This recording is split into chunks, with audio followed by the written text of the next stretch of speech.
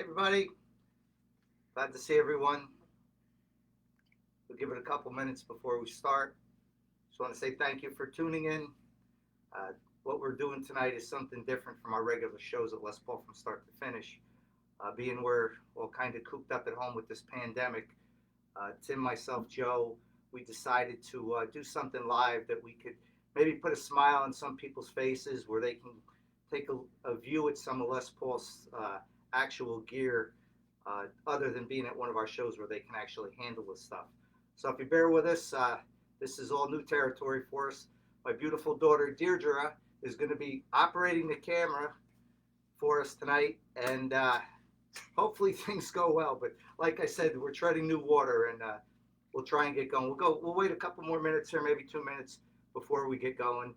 And during this program, I'll just explain what we're going to try and do is pan around my basement where you can see how we set things up to try to accommodate what we're doing tonight.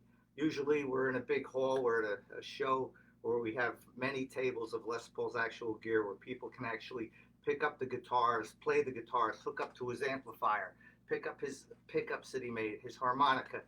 And tonight's a little different, but we'll try and get the point over to everybody. All our past visitors, thank you for tuning in. And everybody who's new, I hope you enjoy our show. All I ask is that at the end of our show, if you could write a little comment on Les Paul from start to finish on Facebook, whether you liked our presentation is great. If you didn't like it, that's okay. And just write why, this way we can improve it if we have to do it this way again. So sit tight. We'll be back with you in 1 minute.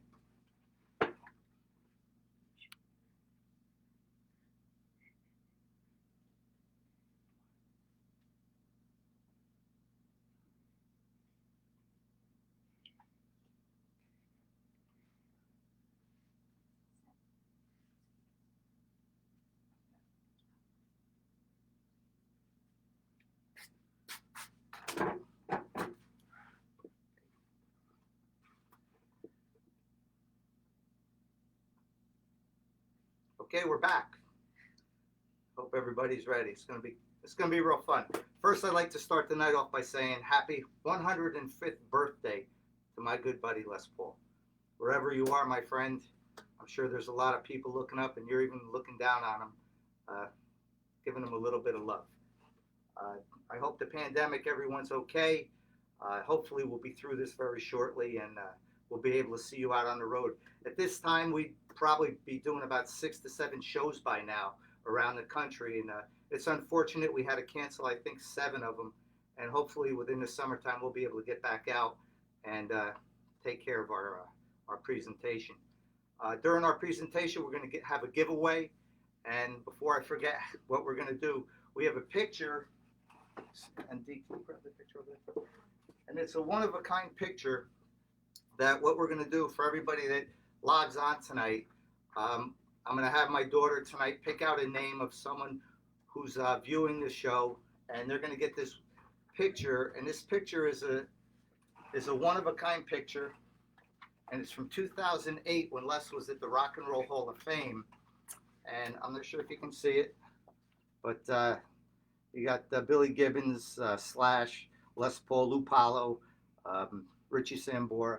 We're going to give this away to somebody special. It comes with a diagram and a piece of paper with everyone who was on stage.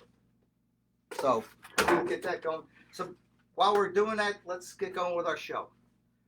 I always start our shows off by introducing our team. First off is Tim Wysocki. Tim Wysocki is a program director here at Les Paul from start to finish. He's a hidden gem. He does everything behind the scenes. He lives in Pennsylvania. We met at a show years and years ago when we started this, and he does all the scheduling, all the bookings, the hotels. He takes care of the rental cars, everything. He's someone who is very vital and very important to Les Paul from start to finish. The other person in our program is Joe Ulrich. Joe is a childhood friend of mine. When I met Les in 1981, it was about 2 months later we had a problem at Les's house, and Les needed someone who knew something about his mechanical furnace. I called Joe, and Les took Joe under his wing like he did myself. And if there's any questions, we do shows If you have any questions, you can contact Joe, talk to Joe, he'll answer them. The other two people I always introduce in our program, if it weren't for their, I don't even know how to put it, putting up with my Les Paul stuff, I wouldn't be able to do this. That's my beautiful wife, Dawn, and my lovely daughter, Deirdre. Thank you so much. So let's get going. My name's Jim Wysocki. I'm a retired police officer from the township of Mahwah, New Jersey. I joined the police department in 1981 in October, and I met Les Paul in December of that year. You see, he called the police department one December night looking for someone to plow his driveway after a small snowstorm. I was working the police desk that night, and I answered the phone. Now, mind you, I had just graduated high school. I didn't play a musical instrument, and I had no idea who Les Paul was. So when the phone rang, my lieutenant looked at me, and he said, "Rookie, answer the phone." So I picked the phone up out of the cradle. That's how long ago this was. And the voice on the other end said these exact words: "Howdy, this is Les Paul." So what can I do for you, sir? He said, "We had a snowstorm. I'm looking for someone if they could plow my driveway." And I said, "Well, if it can wait till midnight, I have a snowplow. I'll plow it for you." He gave me the address. I shot over to his house. I plowed his driveway. However, when I was coming down the driveway, I slid on a little ice and I hit his mailbox. Now, I don't mean I hit his mailbox. I hit it and I sent this thing 20 feet into the woods. So I did what any 19-year-old kid would do at that time. I got out of the car, I looked at it, and I left. I never told him. I was afraid I'd lose my job because my chief at the time was a paramilitary type of guy. He wanted to know everything that you did, and I never told him I had a little side business. So I went home. About a week later, I get a phone call from a lady, and she said her name was Arlene, and she was at Les Paul's house, and he wanted to see me. Well, right away, my heart drops in my stomach because I'm thinking about the mailbox. So I tried everything to get out of it. So finally, I gave in. I said, "I'll come over and see him." So about 3 o'clock in the afternoon, I got in my car, went to Les's house, and I went up the driveway. If I must say, I did a pretty good job plowing his driveway, except the mailbox. So I knocked on the door. I was let in, and right away, I saw nothing but clutter. And at the time, I didn't know what I was looking at, but what I was looking at were hundreds of guitars in boxes, amplifiers, speakers. And when I went into the house, I saw this little old man sitting behind the counter, and he had a guitar around his, on a strap. So he looked over, he said, "Howdy, you must be Jim." I said, "Yes, Mr. Paul, how are you?" Well, he came around the corner and he said, "From now on, it's Les, we're friends." So I said, "Okay, Les." And he said, "I want to give you something for plowing my driveway." And all I wanted to do was get out of there because I was afraid of what I did to his mailbox. Steve, can you come here a minute? This takes. And I said, "Les, you don't have to give me anything." He said, "Nonsense." So he said, "This is my music and I want you to have it." So what he did is he handed me 4 cassette tapes and he said, "This is the music I like." Right away, I thought the guy was crazy and I was going to listen to Nat King Cole music, Bing Crosby, you know. So I took the tapes and I right away tried to turn around and leave. And as I was walking out of the house, he said, "Come back." And I said, What's wrong? He goes, "Do you play the guitar?" Can you look at the bottle upstairs? It's in his bedroom. And he goes, "I'll be right back." I said, "I don't play the guitar." So he came back with a little guitar. And he said, "Here's 3 chords I want you to learn." And the chords were E, A, and a D chord. And he showed me how to play them on the guitar. And he said, "In a week, come back and show me how to play it." So as I'm ready to leave, he turned around and he said, "I have one more thing." And right away I'm thinking, here comes that mailbox. So I turned around and he was holding a bottle of champagne. And as he's holding the bottle of champagne, he said, "Promise me on a special night, on occasion, you'll open this bottle." And I said, "Well, what's so important about this bottle?" So he turned around and the bottle had a cover on it. So as he took the sock off the bottle, and this is the exact bottle that he gave me that night, and he took the sock off, and right away I noticed it said "Compliments of British Airways, Crew Champagne, And he said, just promise me on a special night you're going to open it. So I said, okay, but what's so big about it? He said, many years ago, the airline company, British Airways, called me and asked me if I would go on an inaugural flight of one of their new planes. I said, what plane? He said, the SS. I said, the Concorde? And he said, yes. He said, everybody was going. I said, like who? He said, Jeff, Paul, Eric. I said, who are they? He goes McCartney, Beck, and Clapton. Who else? I'm like, who the hell is this guy? So when I left the house, I went right to the library because back in 1981, as everyone knows, it's like the Stone Age. We didn't have the computer. So I went right to the library. And in the library, I pulled out an encyclopedia and I looked up the name Les Paul. And as I'm looking at it, I see it says Lester Polfus, inventor of the solid body. I said, no, that can't be him. So I go to another book. And as I go to that book, it said the same thing, but it had a picture. And it was him. So I stayed in the library. I think it was the longest I've ever been in a library all through my school days. And I read everything I could about this guy. So the following Thursday, I went back to his house. So as I go back to his house, I got this guitar. And I knock on the door. I'm let in.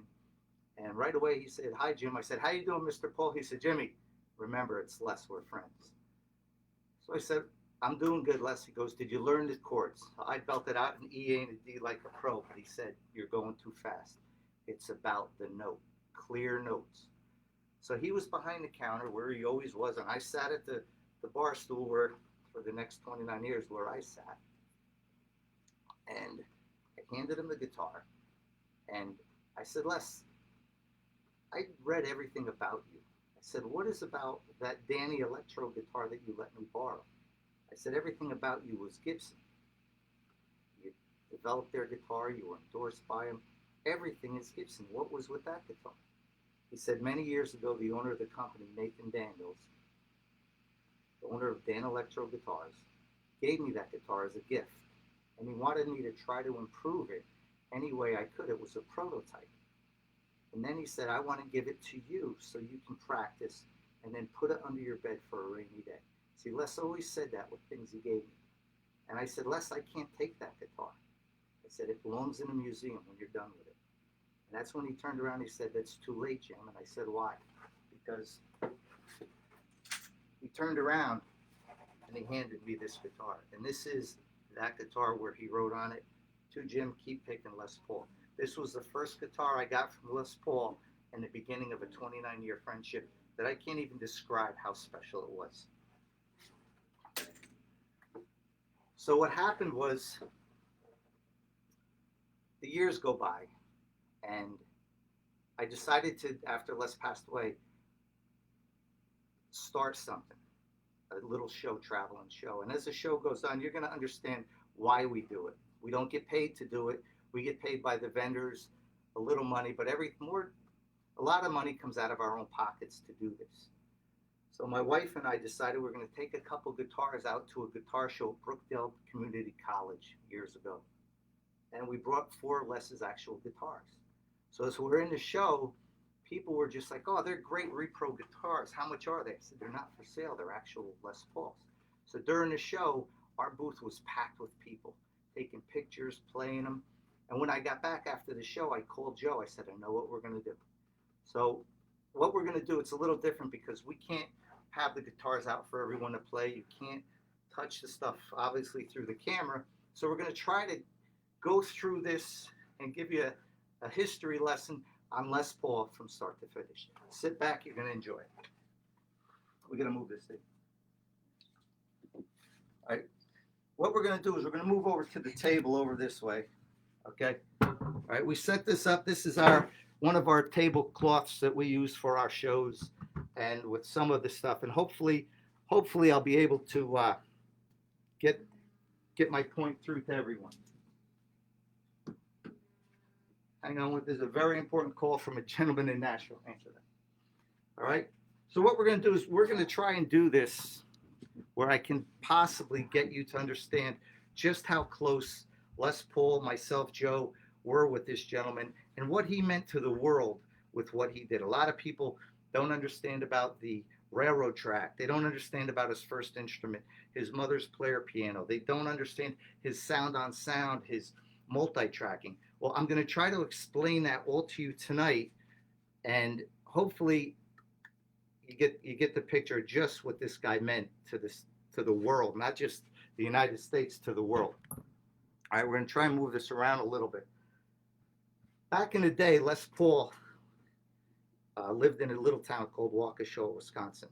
Waukesha, Wisconsin was a bustling railroad town. Uh, he lived right across the street from the railroad, and he was infatuated with trains. He loved trains. So at a young age, uh, he was always, his mother always said that he was the type of kid that was always involved in something. Now, that mechanical, meaning he took apart his first light switch at 5 years old. He had the respect of electricity at a very, very young age.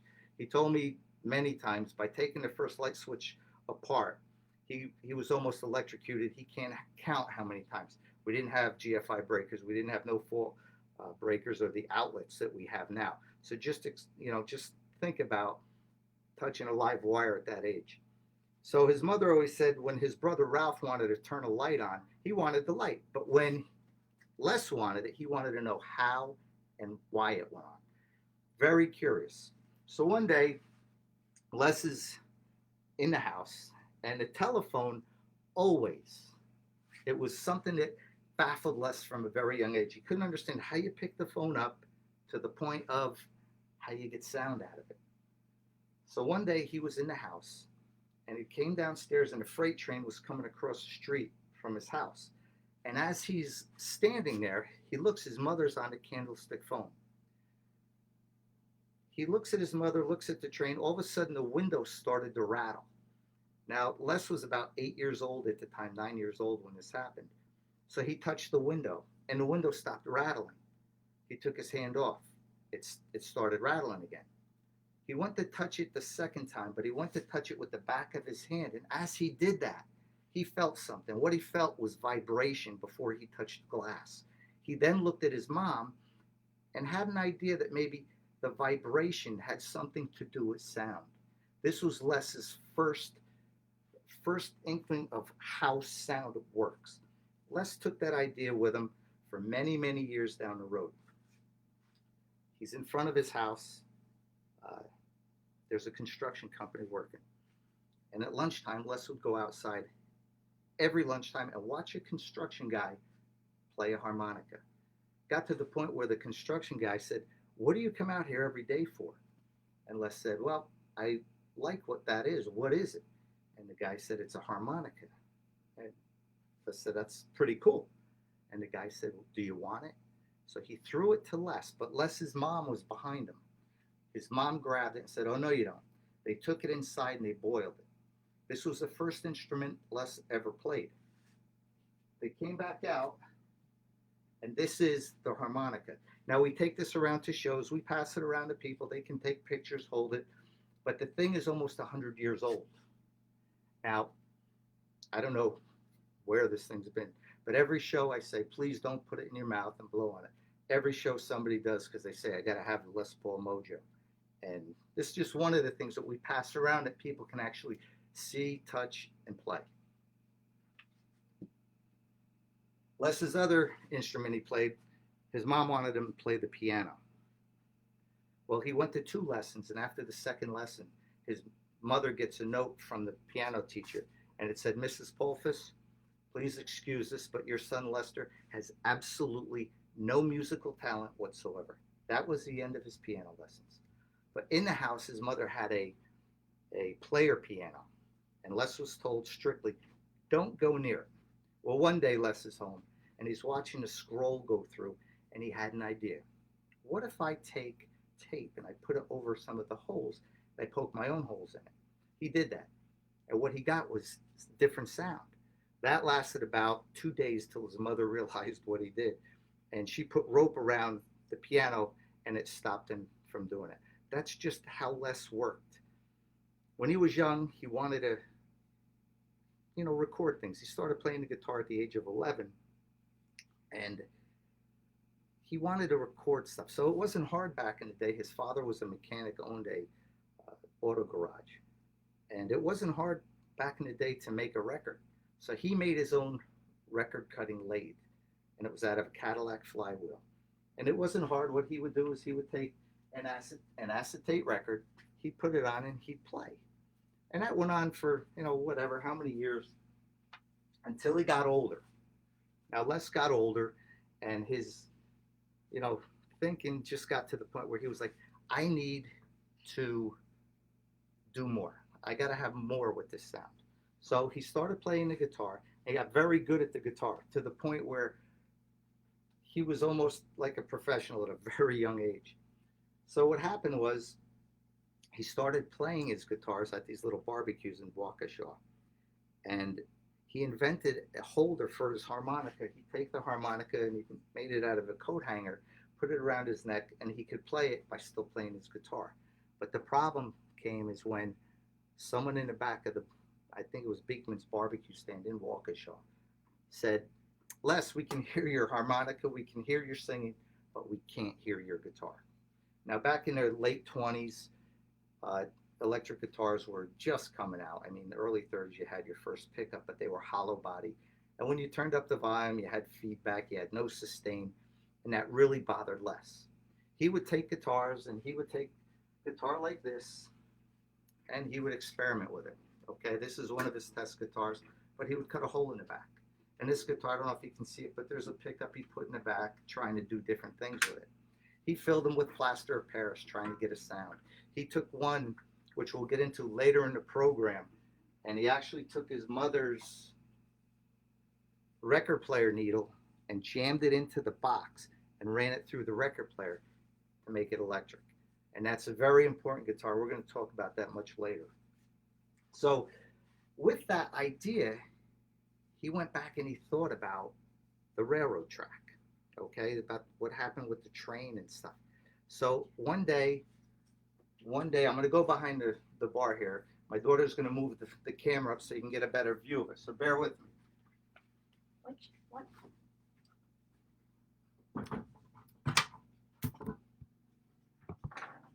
Come a little closer with that. Yeah. I hope everybody can hear me because this is a very important part of our program. Ladies and gentlemen, this is where it all started.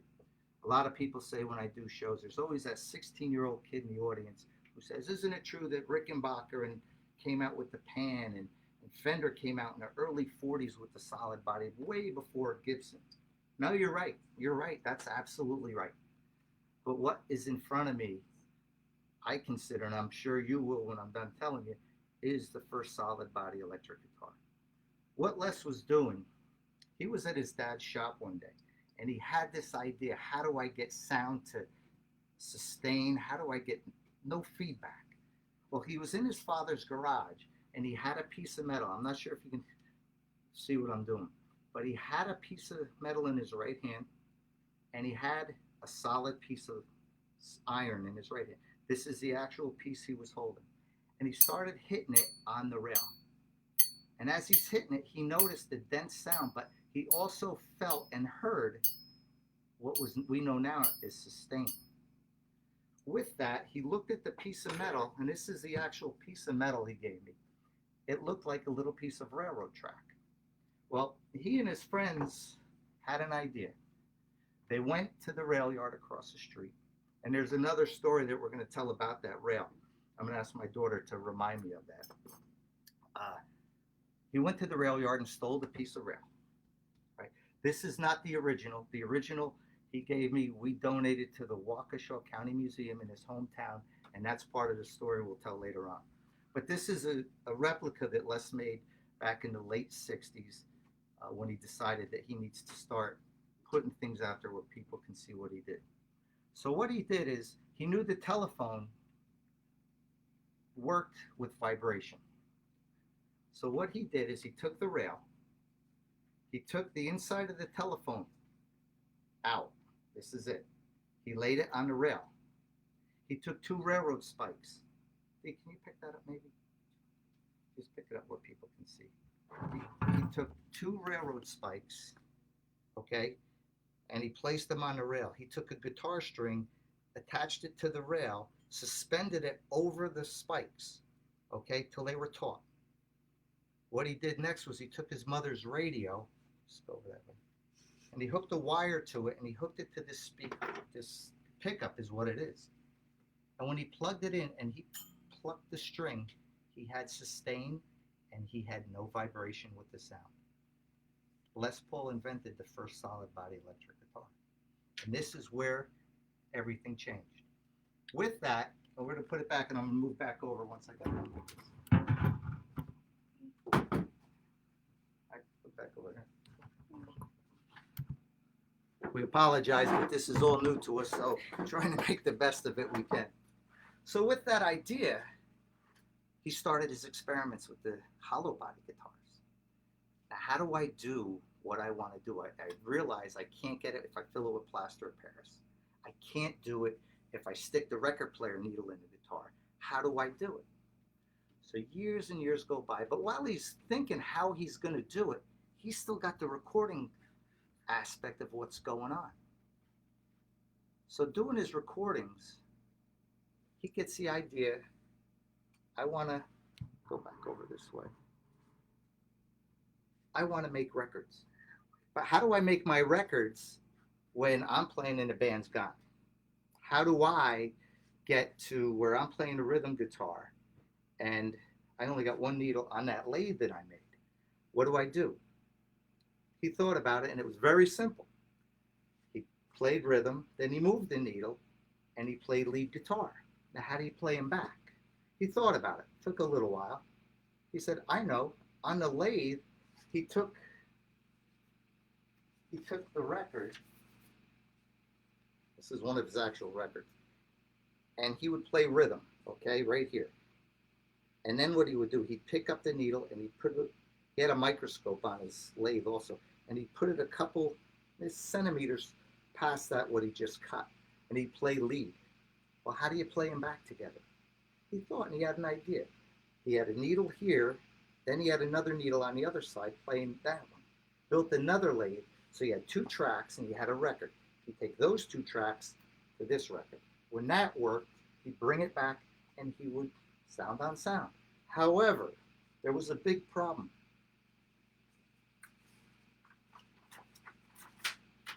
When you recorded and you made a mistake, say you were on 8-track, your 8th track on that record, and you made a mistake, you had to start all over. So, with his record Lover, and this is actually one of the Lover records from Les's collection, if you can read it, it says Lover. This has approximately 3 tracks on it. So this is one that may have gone to the final stage of the process. And the process ended right here when he came out with the final product. This is the final product of Lover. It took Les Paul almost 500 discs to get to this one.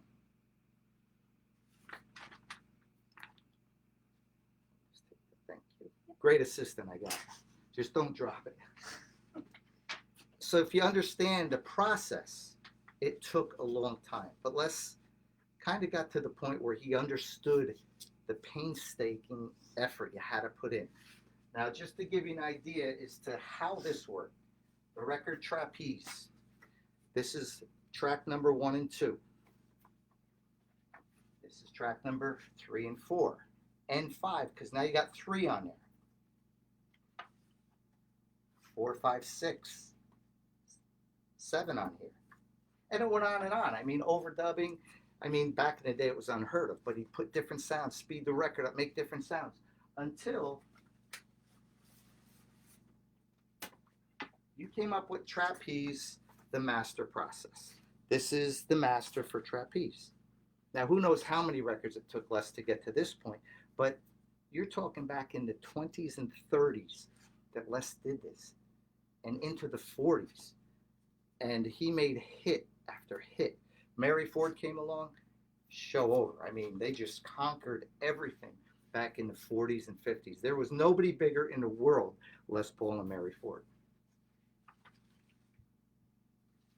Well, time goes on. Les wants to do better.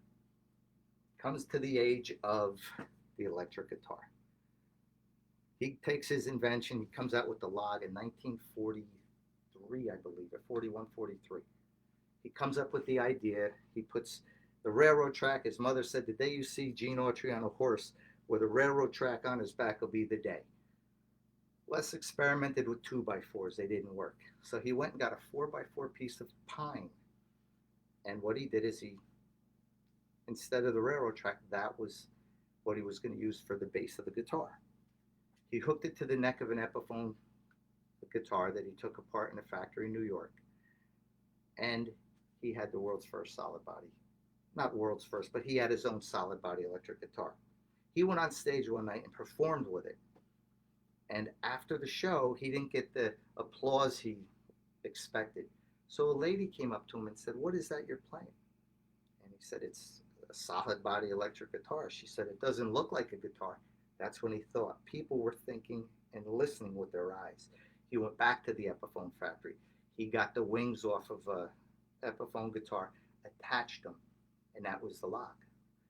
However, Fender, Rickenbacker were already out there. That's when he connected with Gibson, and they say, hey, go get that guy with the broomstick and everything. We want him.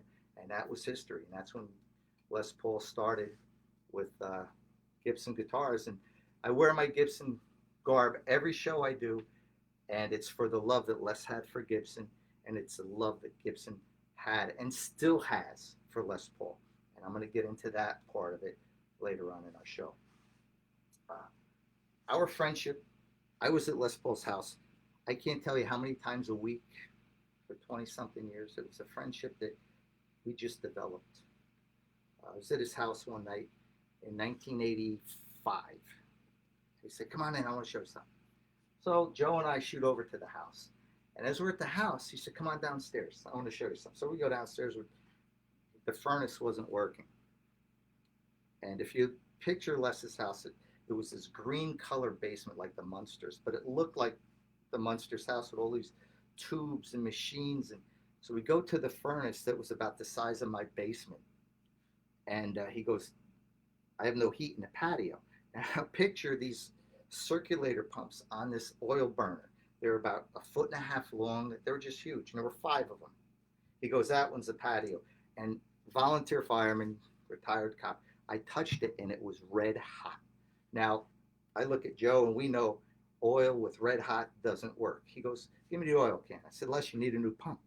He goes, nonsense. So he shoots oil in it. Now the smoke is coming. He takes a hammer. He wrapped it. Thing kicked out. I said, good as new. Let's go. So as we're walking out, we're walking through the basement. And in his basement, he had his workbench. And on top, he had a rack where he would have his guitars hanging that he worked on. And hanging from each end were 2 railroad lanterns. And I said, what's with the lanterns, Les? He goes, it reminds me of Waukesha. So I brought him home with me here. And I left that night, and he said, put them under your bed for a rainy day. And these are the 2 lanterns. And this is the first time I've ever taken them out of my garage since he's given them to me. So it's just something that we're able to do. So we're walking through the basement, and he said, Jimmy, go grab that box over there. I climbed through all the, you can't believe what his basement looked like. Guitar parts everywhere. It was just everywhere. So I picked this Seagram 7 box up, and out of it is sticking the neck of an acoustic guitar. And you could see it was all frayed, the strings were off it, and the bridge was over top of it. So he said, do me a favor. When the time comes, bring this guitar back to life. I said, Les, I know nothing about guitars, nothing. He said, do me the favor. So I left, I take it home, I put it in my basement. And I bring it home, and it sat in my house for many, many years. I'll get into that story also because that connects something else. What happens is over the years, now I'll bring this stuff to you. Les would invent his own pickups, because nobody really had them back then. He would make his own coils for his clunkers. This is just wire that he wrapped up with tape. He'd put a magnet in them, and he'd have his own pickups. He would make his own, put his own bobbin in back in the day for the old Epiphones that he had. And Les, when he was signed by Gibson, and he was endorsed by him. I think it was in 30 something. He was endorsed by him. He had to play a Gibson guitar. What he did is he played an Epiphone guitar, which was a rival company at the time, and put a Gibson sticker on it. All his hits were made on that Epiphone guitar. These are just some more of his pickups that he made. So back in the 70s, Les got a little creative. He would make his own pickups, but he would write on the back of them. He'd put his notes on it. These are from 1982. But what he would do is he'd take them and he'd put plastic on it, seal it, put it in the oven, and he'd bake them. And again, just an example of his guitar pickups that he made. When the mini humbuckers came out, Les was on top of his game. These are probably two of the very first prototypes ever made. These are just, and he'd always give me this stuff. He said, Jimmy, you'll know what to do with it. You'll know what to do with it. So I always took it not knowing what he meant.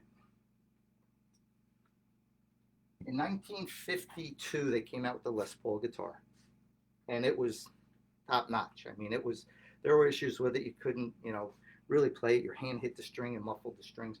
He worked on it. They made it into a top selling guitar. And Les thought, it's in the 50s. The big thing now was when he invented, the multi-tracking. He had an idea.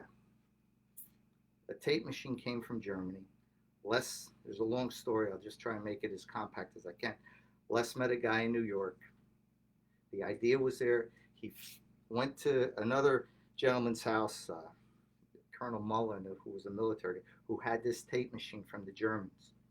Les saw it, contacted Bing Crosby. Bing Crosby contacted Mullen. Mullen, they contact Ampex. Ampex produces the first reel-to-reel tape machine. Les has an idea. Bing Crosby gives him one of these machines. So Les took it with Mary Ford everywhere they went. So one day in Chicago, Mary and Les are playing. Les has this single track tape machine, one tape.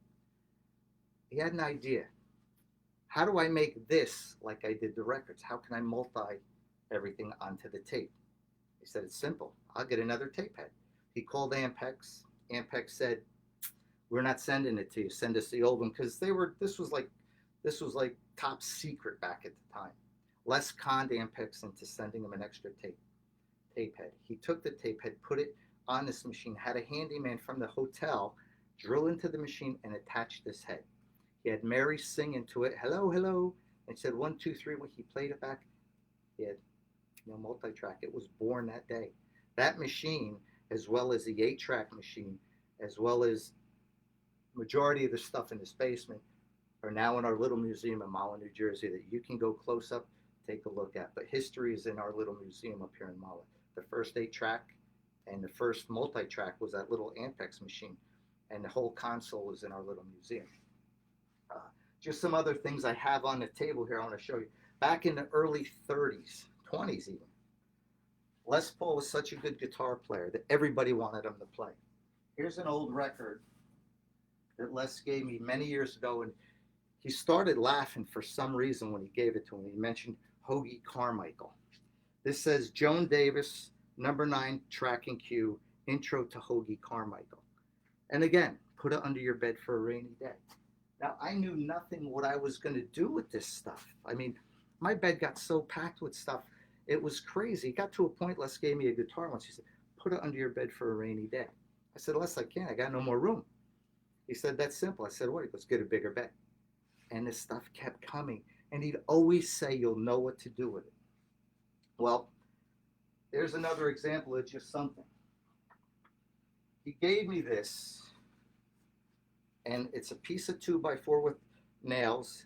And as far as I could see, it's got a new-tone doorbell on it, an old new-tone doorbell. But he put a string on the bottom of it, right? And I guess when it had a button that you would step on, and he said I didn't have to use hands when I did it. I'd hit the button, and the plunger would come up, and it would hit the string, the exact note, the exact time, every time.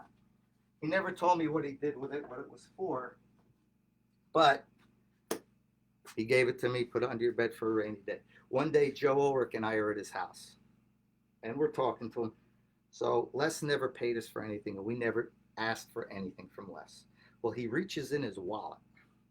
I look at Joe. I'm like, "Hey, it's payday," and Les comes out with this. He comes out with $2 bills, and I said, "What's that?" He goes, "Because you two are two of a kind." And we laughed and we drank at that counter. We just had such a good time. In 2000, we're going to move around here, obviously, because we can't do everything we do at our shows. But my daughter's born in 1999. Okay, the first person I called, one of them other than my father and father-in-law, was Les Paul, and he said, "Congratulations, Jimmy." Da, da, da. Well, when my daughter was born, a couple weeks later, this is what Les gave my daughter. He gave her a little Les Paul Pee Wee guitar, and on it he wrote, "To Deirdre Heidel from Les Paul." Now, the thing on the bottom is when my daughter was in fourth grade, she did an autobiography about Les Paul. We hung this in the school where all the kids hang everything, and one of the parents offered me $500 on it because it says, "To D, I'm so proud of you, Les Paul," because it had a signature. I told the guy I couldn't sell it, but that's just how close Les was to our family, and it was just an honor to be part of it. I'll spin around the room here so you can see some of the other things we have here. Up top is the on-air Les Paul sign that came from his actual studio one day we were there. This is a 52 Epiphone. I don't even know what it is. That's an old Epiphone. This is his actual amplifier from his kitchen with a tape head on the bottom. It's a Gibson Les Paul tape head on it. The one over here is his Les Paul recording model. This Gibson sign was on one of the Gibson tour buses. When they remodeled it, I got that. And you put it back.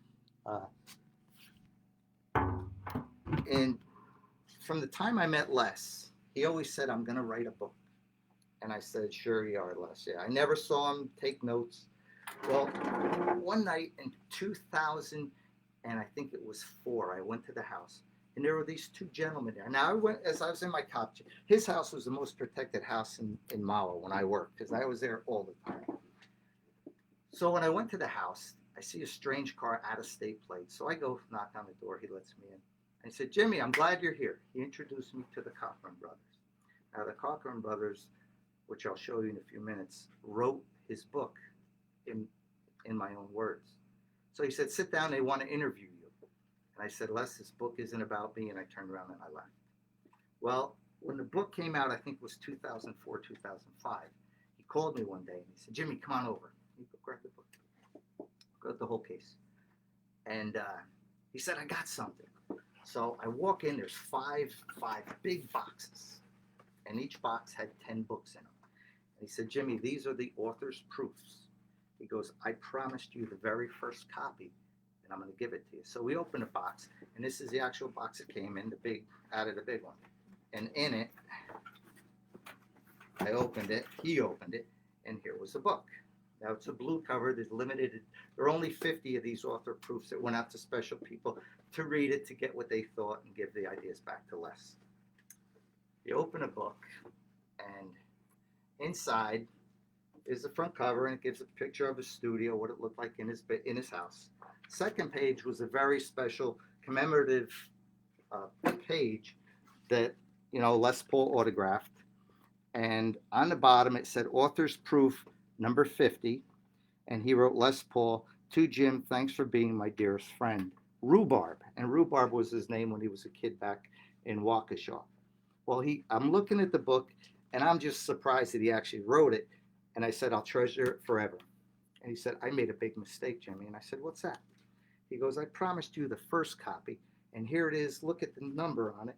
It's number 50. He goes, "I gave you the last copy." I'm like, "Les, I know what you meant." So he smiled, turned around, went in the back room. That's when he came out with a big envelope. He handed it to me. He said, "I promised you the first copy. Here it is." And it was all of his handwritten notes. I didn't know what to say. He goes, "You'll know what to do with it when the time comes." So we have that locked away. But that's just an example of, our friendship. It was something that was, from a kid, Joe and myself didn't play music. We didn't. I can play the guitar, but I'm not good. I mean, but I don't have the time to play. But it's just something that was just so special. And back in, I guess it was 2006, Les got sick. And I got a phone call from the house. And the voice, it was Orly. She said, "You got to come over. Les is very sick." And it seemed everything happened on a Sunday night with Les Paul. And I said, "What's the problem?" And he tried to talk. And as a police officer, I could tell he had fluid in his chest. And being that he had open heart surgery uh, back in '81, I called his doctor, and the doctor said, "Take him right to the emergency room." And I said, "Okay." So I tell Les, I hang up. He goes, "I'm not going." I said, "We're going to Dr. Montgomery's office in Oakland." He's like, "I'll go there, not the emergency room." So I get him in my Chevy Avalanche. We drive out, and we're driving to the end of the street, and Route 202 is there. Now, left is to the hospital, right is to Dr. Montgomery. I make a left. Les goes, "He's that way." I said, "I know," and I locked the door. So we get to the hospital, and he goes in, and he had double pneumonia. And the unfortunate thing about it was that Thursday he was flying to LA he was nominated for a Grammy for America Played World Made, whatever it was. And he was devastated he couldn't make the trip. But when he got home, he recovered, they took care of him. He called me one night, a couple of weeks later, and he said, "Get Joe, come over, it's important." Now, it wasn't uncommon for Les to call late at night. He kept his hours of, I'll be up all night, sleep during the day. He never changed his routine. We get to the house, and usually we would go in, I'm telling you, twice a week, kitchen counter. Les would open the refrigerator, let us in, and he'd open up his 3 bottles of beer with the bottle opener he had on the wall in the house, and we'd sit there, and Les called it, we'd conduct court, but we would just talk about things. This time was a lot different. What happened was, we got in the house, and he just said, "Follow me." We started going to all parts of the house, and he kept pointing. So as he's pointing, I look at Joe, and I'm like, I don't know what's going on. We went into the dining room, the living room, the studio. We went into the editing room, the recording room. Finally, he goes, "Come on, let's go upstairs." Now, upstairs is Les's bedroom where all his guitars were. And at the time, there's none there now. They're all out in museums and all over the place.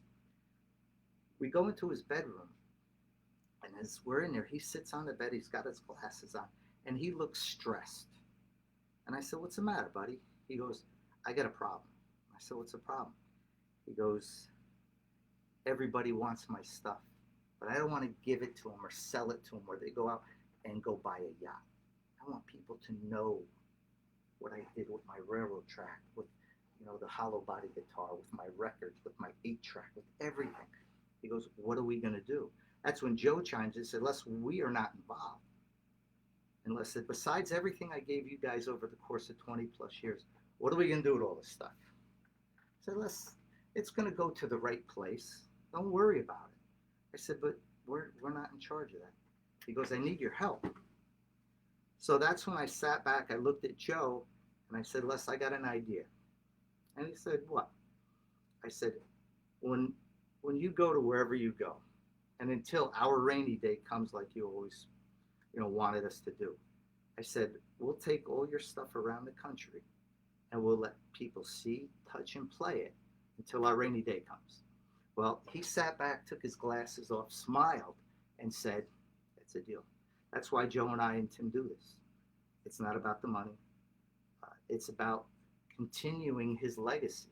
And by doing it, we're making so many friends. Quick story, we went down to Jersey Shore 3 years ago. I have a house down in Nortley Beach, New Jersey. And we always went to this one bar with this guitar player from Jersey, Rich Meyer. Now, Rich Meyer was a comedian, great guitar player, great singer. But we'd always go, we'd have a ball with this guy. He always played, Barre and Belmar. He played Gabriella's all over the place in Jersey. So we had an idea. We went down on Memorial Day.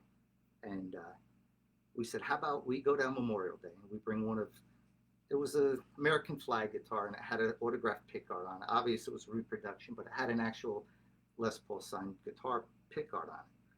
We'll give it to Rich to give away to a veteran who's in the audience. So we go there one night, guitar's in the car, we go, Rich Meyer's not working. So we said, we'll save it for another day. So what happens is that night, the five, my friends, Rich, Joe, Pat, Paul, we get in a car, we just go up to the boardwalk to a bar called the Beachcomber. And we go and we tear the place up. We're out there having fun, drinking. Well, as we're standing there, a gentleman and a lady walk in, and they're pushing a wheelchair.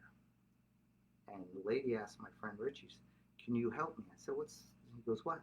He goes, my dad wants to dance. So Pat and Paul get up on each, and they stand the guy up, and he just stood there. The guy was old, and he just started moving his feet, and he smiled, and he sat back down, and the two kids said to us, you have no idea what that just meant to my dad. Well, I looked, and he had a USMC hat on, and he had a tattoo USMC. I said, Dad, obviously in the military. She goes, not only was he in the military, he was in Hiroshima. He was a human minesweeper. And they showed us pictures where he was in a Bell uniform. He'd go on the ocean bottom during the war and clear the way for the boats. So I looked at the guys. I got there. I said, do you live down? They said, we live down here a little ways. I said, we're going to visit you tomorrow morning. So that night we stayed out very late. We got up, and we didn't feel that well getting up. But my friends got together, two of them, the other two, they couldn't make the trip. So we went to the house, and we knocked on the door. And as we were let in, they said, oh, you guys are from last night? I said, yeah, we're from da. And we went in, and here the gentleman was sitting in a chair. He had oxygen on. And we told the family on behalf of Les Paul from start to finish. And we were talking to him. And on behalf of your dedication and the honor, what you did for us, we want to give you this. So here's what we gave him. I got a picture online. If you can look at it online, it's under Les Paul start to finish. But that's the three of us giving him the guitar in his house. And ladies and gentlemen, that's what this is all about. This is about sharing the legacy of Les Paul and putting a smile on people's faces. There's nothing more than that. And we love traveling around. It does get expensive. It was great when Gibson, years ago, we had our, Donnie Crawford was our bus driver. Paul Jernigan was in charge of the buses at Gibson. Wherever they would go, maybe somewhere here, we went to Wisconsin, we'd get on a bus, and it was great because we had the old, they had the new. And it just works so well. And in 2009, I get a phone call from the house saying you have to come over right away. Well, the week before that, my wife and her best friend, Mary Myers, she's married now, they went to a show in the city and saw Les. And Mary Myers was so impressed, she said, I'm going to do something special. Now, Mary Myers was one of the head scientists at M&M Mars. And the Saturday after the show, I got a big box in the mail. And what I got were all these individual M&Ms. And they all had Les's picture on it, and they said, happy birthday. And our goal was to take each individual packet and put it in front of every seat at the Iridium that night. So Sunday, I wake up, I wait all day, it's 5 o'clock. I'm on my way to Les's house to surprise him with these M&Ms. Halfway there, I get a phone call, and it's from the house. Said, you got to get here right away, Les is very sick. So I go to the house, and I go in, the door's wide open, which it never was. I look on the face of Russ, his son, Arlene. I knew something was bad. So I go into the room, his bedroom. He's laying in bed. And I said, Les, you okay?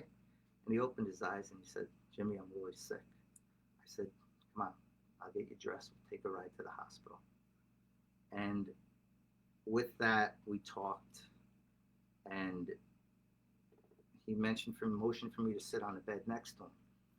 And during our conversation, he said, grab my wallet. Grab the PBA card. And as he grabbed his wallet, he went in and he pulled out this card. Now, I got it in a case. This is what's known as a silver New Jersey State PBA card. This is the very first one ever given out in the state of New Jersey, 1961. It was given by my police department, Local 143, and it read, presented to Les Paul and Mary Ford. This is to certify the two of you have been voted honorary members to the Township Mala PBA 143. Well, he took this card out of his wallet and he cherished this and he handed it to me. And he said, Jimmy, take care of this for me and tell the guys thanks. At that moment, I knew that this was not good. So we drove to the hospital. After a couple of weeks, he later passed away in White Plains, New York. And I went to work that day, went to the house, saw Arlene and Russ. And later in the day, I got a call from Michael Bronstein, who was the curator of the estate. He's the man in charge of the Les Paul Foundation, which I'll get into later. Met me at the police station, and he asked me, he said, you knew Les probably the best. Would you write his eulogy? So what I did is I'm like, sure, I'll be glad to write it. So I'm like, I'll do it. So I get home, tell my wife, and she goes, well, I said, I was asked to write the eulogy. And she said, God, I hope you said no. And I said, hell no. I said, I'll do it. So the following week, he passed away on a Wednesday. The following week, it was like 10 days till the funeral. We were down at our Jersey Shore house. So my wife and daughter went on the beach. I said, I'm going to sit here and type his eulogy. So I start typing. They come back about 6 hours later. My wife said, how'd you do, Einstein? I said, well, I'm on page 8, and it's second week I knew him. And that's when she said, it's got to be 4 minutes long. If you got time, I'll read it to you. All right. This is what my wife, my daughter, and I came up with. Hi, my name is Jim Wysocki. I'm a police officer in Les Paul's hometown, Mahwah, New Jersey. I've known Les for 28 years since I joined the police department in 1981. It all started with a simple phone call to the police department one night. You see, Les called the police desk to find someone to plow his driveway after a snowstorm. I told Les I'd take care of it, and from that point on, we developed a great friendship. There were many calls at my home after the first one from Les. There would be nights Les would call asking me to come over, sometimes to fix something, most of the time just to talk. I would always tell my wife, Dawn, that I was going over to see Les, but after the first few visits, my wife knew not to expect me for hours. My wife understood how much Les meant to me when he told stories. It was always the same routine. I would be led in the house by Arlene. Arlene was a gal who kept Les going. True inspiration. I'd walk through the living room, and there would Les be behind the counter, dressed in his jeans, baseball cap, guitar strapped to his shoulder. Les had a concept. It's okay to tinker with something, but if it's not fixed, if it's not broken, you don't have to fix it. He would sometimes give me a guitar pick when I left the house. He said, Jimmy, it's always good luck, and you never know when you need it. Les made his own guitar picks, and after going to his house for thousands of times, he'd always flip one to me and say, you got your pick? Put it in my pocket, and I would save it. You see, Les would never go out of the house without a guitar pick. I listened to hundreds of stories in that kitchen, ranging from how he created the 8-track recorder to how he built the first guitar out of a railroad track. Les was such a sweet and humble man. He would tell stories of good times he had with Bing Crosby, Chet Atkins, Judy Garland, and B.B. King. And of course, Mary Ford. There was Tommy Emmanuel and Bucky Pizzarelli. He said he really loved playing with the two of them. The names went on. Paul McCartney, Jimmy Page were regulars that we talked about. One night, Les called me over one night to listen to something. When I got to the house, before I went on it, I heard this god-awful noise coming from inside. When I was led in the house, you should have seen Les. He had the guitar with a file, dragging it across the strings. Les said a few nights ago he heard a song Jimmy was playing, and he never heard the sound his guitar was making. So he was trying to imitate the sound. You should have heard it. It wasn't even close. John Bon Jovi, Richie Sambora, Steve Miller were also regulars he talked about. Les recently told me he thought Richie Sambora was a great, great songwriter. Les really liked and loved playing with those guys. There were just so many people Les admired. Carlos Santana, Eddie Van Halen, Slash. I'd be here for hours, reading off the names of people Les spoke about, and I apologize for not mentioning everyone. The Monday nights at the Iridium Jazz Club in New York City is what kept Les going. He loved it, but more so he loved working with his trio, John Coliani, Nicky Perat, and Lou Palo. Les thought the world of them. Les always made fun of Lou's age. He would sometimes tell stories of when they lived on Route 202 in Oakland, New Jersey. I knew it was only a story, but when people left the show, they were scratching their heads because they didn't know if it was true or not. Lou and Les were such dear friends. Tommy Doyle, Les Paul's son Russ, and Chris Lentz rounded out the Iridium trio. Chris was more than a special friend to Les. Chris was always by his side, and Les truly loved you. Les was a perfectionist. Just ask anyone who was in his trio. Two other people that were regulars at the club were Sonia and John Paris. Les thought the two of them were wonderful. One of the most important people to Les was his manager, Michael Bronstein. Michael was the one who kept all the loose ends together for Les. Michael was a dear friend. After about a year ago when I was at his house, Les asked me one night what my favorite guitar was. I told him a Les Paul, of course. After he told a story or two, I left the house and went home. A few days later, I took Les to the doctor for a flu shot. When we got back to his house, Les handed me an old custom guitar. I refused it, but Les said, "Keep it under your bed for a rainy day, Jim." I argued that our friendship is not about this. We argued for almost an hour, but I lost, and I learned you can never argue with a genius. Everything changed one early evening in June of this year, a few days before his 94th birthday. I received a call from Les's house. It was Arlene telling me to come over, that Les was sick and needed to go to the hospital. It worried me because he just got home from a short stay at the hospital. When I got to the house, the door was wide open and I was let in and went into the bedroom where Les was lying. I asked him what was wrong. Les said, "Jim, I'm very sick." I told him that I would help him get dressed and we would go to the hospital. He asked me what my favorite guitar was. I didn't want to go down that road again. So I said, "Les, it's a Fender." Well, as sick as Les was, he looked at me and said, "Jim, remember one thing." And I said, "What's that?" He said, "I always do the comedy." With a smile, he asked me if I remembered the story he told me when Paul McCartney came into the show to see him one night and he brought his now ex-wife. He said, "Remember when I brought the two of them on stage and I knocked on her leg for good luck?"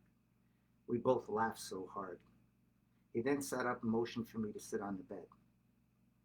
He said, "Can we talk?" And I said, "Absolutely, we can talk." Les looked at me and said, "Jim, I'm tired." I told him it was okay and that we would go to the hospital where the doctors could take care of him and he could get the rest he needed. Without moving a muscle, he looked at me and said, "No, Jim, I'm really tired." It was at that moment I realized that this frail man who I thought to be Superman was telling me he didn't have the energy that he once had. He said, "Before I go anywhere, Jim, I want to have a big party in my house, right here in my house, with all my dear friends. This way I could give them anything they want." With that said, I helped him to his feet. He got dressed. I helped him to my car and we drove off to the hospital. It's ironic that his last wish came true. I'm standing in a place now that Les Paul calls home. It's filled with all his dear friends. And technically it's a celebration or a party. And as far as giving his friends anything they want, I think it's fair to say that Les has given us, as well as the world, anything and everything we could ever need. You see, Les gave everyone the tools to succeed. He set the standard for all of us to follow. Les was a teacher and we were the students. There's one last thing before I go. Remember earlier when I told you Les never went out without a guitar pick? Well, I brought an extra one just in case he forgot. And I read that at the Gibson showroom after the funeral. And it was such an honor to be asked to write that. It was such an honor to share it with everybody. In every show I got copies and I tell people about the copies. There's just so many stories we have. And coming off that sad story, there's a funny story. Eddie Van Halen. All right. In 2007, this will be my last story. 2007, I get a call from Les Paul in the morning. Said, hurry up, come on over, get Joe, we got to go somewhere. So as we go to Les's house, we're let in. Les has got a jacket on. It's November 2007, chilly out. He goes, come on, we got to go somewhere important. I'll drive. Well, I drove with Les once, and we ended up in the cornfield at the end of his driveway. I said, we'll go, but I'll drive. Get in my Chevy Avalanche, and we head off. I said, where are we going? He said, get on Route 17 and get on Route 80 and head east. So we get on 17. I said, where are we going? He goes, keep going. So as we're driving, I said, Les, I got to know. He points. He goes, we're going over there. And he pointed to the Meadowlands. Now, I know Van Halen was playing at the Meadowlands because all my friends were going. I said, Les, you just can't show up. He goes, yeah, I know. And he's looking out the window. I look in the back seat to Joe, and I'm like, well, we pull into the Meadowlands off Patterson Plank Road, and there's a security guard. He said, you got tickets? I'm like, nope. So right away he goes, trooper. So this little trooper, about my size, I'm not a big guy, stripes up and down his arm, marches in front of my car. He looks in the window, and I had a police shield in the window. So as I roll the window down, he said, you on the job? I said, yeah, I'm on the job. He goes, you got tickets? I'm like, no. He goes, bro, I can't let you in. I said, yeah, but my buddy here, Les Paul, wants to go say hi to his friend Eddie Van Halen. So the trooper looks in the window, runs around my truck. Les rolls the window down and goes, howdy. Well, Les looks at him. The trooper goes, I just bought a guitar from my daughter, and it's got your name on it. And Les goes, that's cool. Gave him an autograph. There were two state troopers in front of my car. Drove us to the back of the Meadowlands, to the back entrance to the stadium. We're in Eddie Van Halen's dressing room, hearing every riff he played on Van Halen. And Eddie Van Halen, Les said, Eddie, you still got it? And I got pictures somewhere. So Eddie gets the neck of the guitar, and he's just going up and down, and Les is looking at him. It's pretty cool. So he's done. He goes, Les, you still got it? He's like, I think so. So what happens is Les takes the guitar, he said, turn up the volume. Eddie cranks up his guitar tech, Matt Brock, turns up the amplifier. Les takes that high E and just bends it. And the sustain is just going and going. Finally, Eddie grabs the neck and goes, I get it, Les. And that was just one of the many, many stories. The friendship he had with all these people. I'm going to show you what my idea was about the white shirt. And I made up some shirts, and we don't wear them. It's something that we just made up, and it says Les Paul from start to finish on them. But on the back, I took what Eddie said, and I made this happen. It says a little less is much better, with a picture. And that guitar right there is the Jimmy Page prototype that Les ended up giving me many years ago, which is out in somewhere in Nashville somewhere. And there's so much more I'd love to say, but the time is running. And I don't want to bore anybody, but the time is just getting there. We'll set up for some questions after this, if you don't mind. If you want to ask some questions, I'll do it for a while. But there's some people, before I do that, I have to thank. First and foremost, the Les Paul Foundation, Michael Bronstein, Arlene Palmer, Sue Baker, Chris Lenson, of course, Jeff Salmon. What your organization does, keeping Les's legacy alive for the kids, the grants. I'm just honored to be able to say I do what I do because of what you do. And it's an honor just to say that we're doing the same thing. Colleen, Jean, and Bobby, Les's kids, the friendship we have is just something that I'll treasure forever, and I hope to see all of you soon. JC, Cesar, Paul Jernigan at the Gibson Guitar Company, and for the invite out there in March to introduce ourselves to you. It's going to be an honor to sit and discuss future endeavors with you. Also, Aljan and the entire staff at Gibson, you people were so nice when we were there. Thank you for taking the time to talk with us. Steve Tracy from Advanced Plating, the world's finest chrome. If you look at any Gibson guitar, that chrome is from Steve's plant out in Tennessee. Thank you for being a friend, Steve. There's a gentleman that I met on the road, and he took to me his family. I took to him his family. And Artemis Pile from Leonard Skinner. He gave me this picture and he signed it. Thanks for everything you do for me. But not only did we meet Artemis, but we were introduced to his band. We became family with the band. Jerry Leiter, lead guitar, vocals. Scott Rain, lead guitar, vocals. Brad Durkin, lead guitar. Dave Fowler, bass. Brad, you play the organ with vocals, I'm sorry. And your entire crew. Every time we come out, we hang out, we have a great time. I'd like to send out a warm and heartfelt wish to Frankie Benally, a dear friend of ours. We met him at a show. Frankie's a little under the weather now, but Frankie, our thoughts and prayers are with you. Quiet Riot. We just want to say the best wishes and God bless you. Donnie Crawford used to be the bus driver for Gibson. We traveled many, many miles on the tour bus doing our shows, and it was an honor to be with you. Everything you did is something that will reflect, and I'll remember forever how you treated my family, Joe, our friends, wherever we went. It was just an honor to be on that bus and share Les's legacy with you. Johnny and Stephanie Alexander. Johnny used to be the manager, plant manager at Gibson. Their friendship is just something that we developed over time, and it's family, and just want to say thanks for being our friends. There's one person I haven't mentioned, Lou Palo. Now, Lou Palo was Les Paul's right-hand man, and Lou, I just can't say enough about you. Love you, feel better, and I can't wait to see you back out on the road playing at Jake's up there on Route 23. I mentioned earlier about a guitar called the L7. Now, the L7 was the one that Les had me grab out of the basement that day in the box.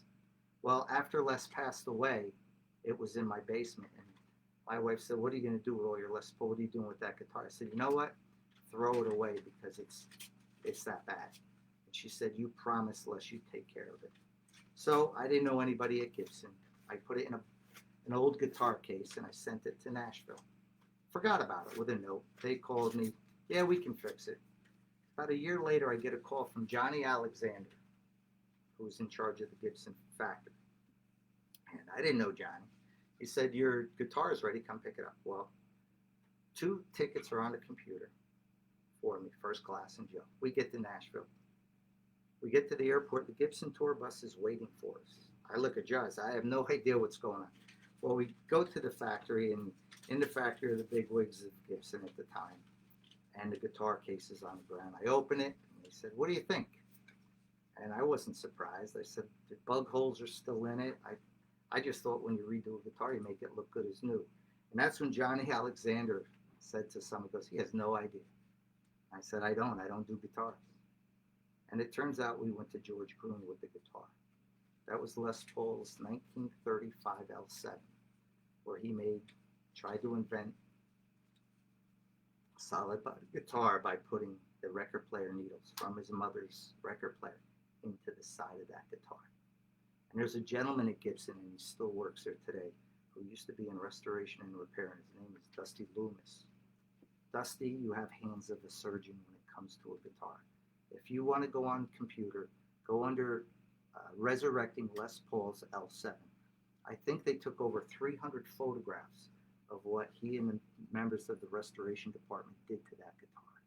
I asked them how much it would cost to redo it in the office when I was sitting with the Johnny and everyone. They said it cost about $20,000. I said, "You guys got a new guitar? Because I can't afford that." And we made a deal that could go with them whenever they were doing some publicity. But that guitar was on the verge of being thrown in the garbage.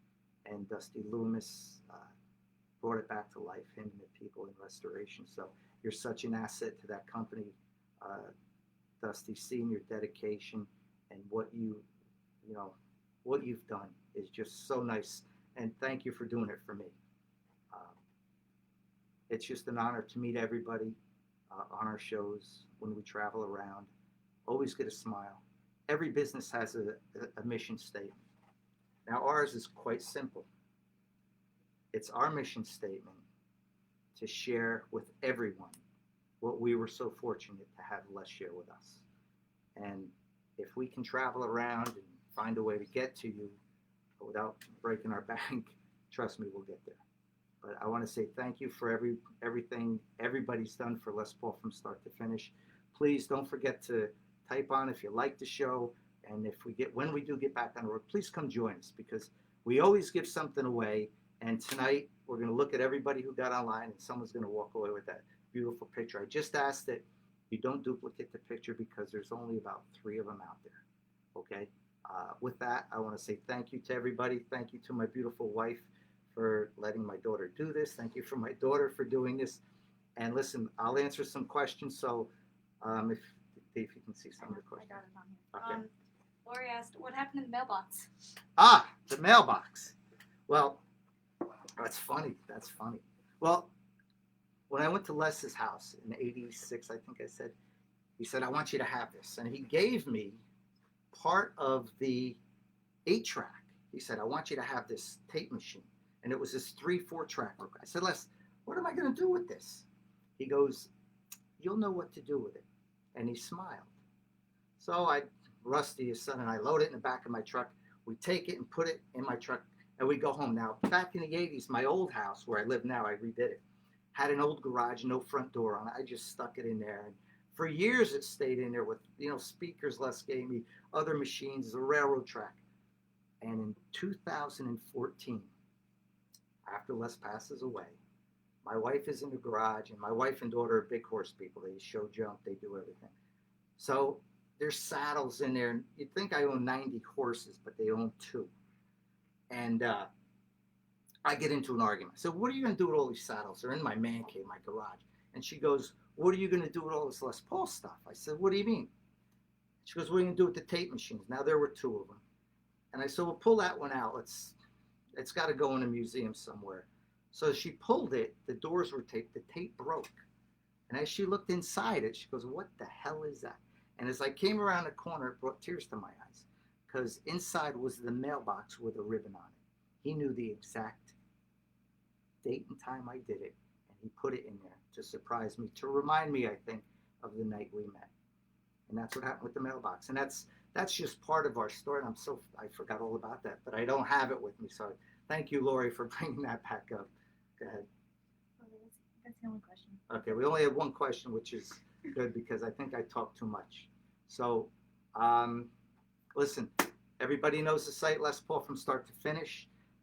We're going to end it tonight. And if you have any questions about anything, just write the site. Tim, myself, we'll get back to you. We can answer anything. And if not, we can always get someone from the, Gene. Gene is the man, Les's son. And I apologize because I found out that Gene was doing a tribute tonight also to his father. And I apologize, Gene. I didn't know that.